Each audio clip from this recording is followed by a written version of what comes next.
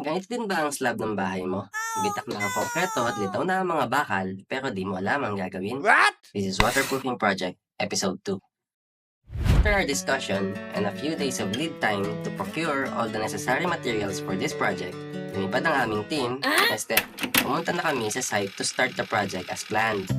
Pero bago kami makapag-waterproofing ay kailangan muna naming linisin at i-clear ang buong area. Antena ng TV, tanggal na to. Tangke ng tubig, tanggal na rin to. Stand ng tangke, tanggal na rin yan. And with that, nag-start na kami maglinis using our cleaning solution. Nox cleaning solution pa nga. Wow.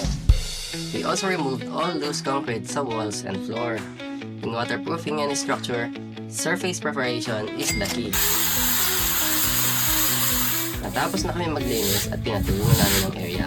Pero dahil sa gaba ng tangke at stand nito, kaya binabana namin ang mga ito. Per kilo na yan, Pard. Magkaya kaya per kilo yan. O, smile ka pa ako. Iyon, no? Nice.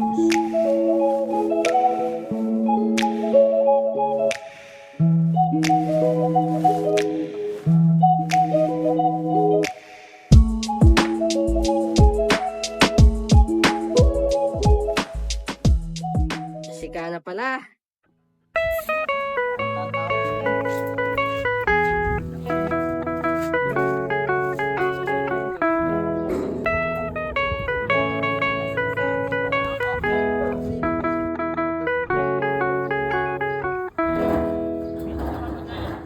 Anong ka? Oh, ba mo na eh. Pero di pa tapos dahil may mga nakalabas na bakal at pipes sa floor na maaaring pagmulan ng leaks. Kaya kailangan namin ito lagyan ng sealant.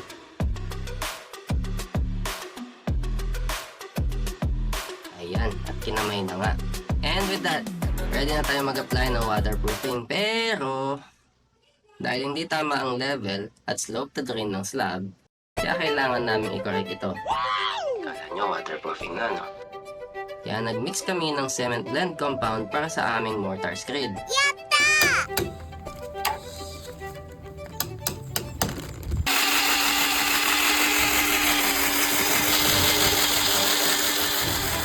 And we proceeded sa pag-apply nito using a trowel, layer by layer, to correct the level and slope ng slab. This ensures na maganda ang pag-drain ng tubig natin sa roof deck despite having a waterproofing membrane dito.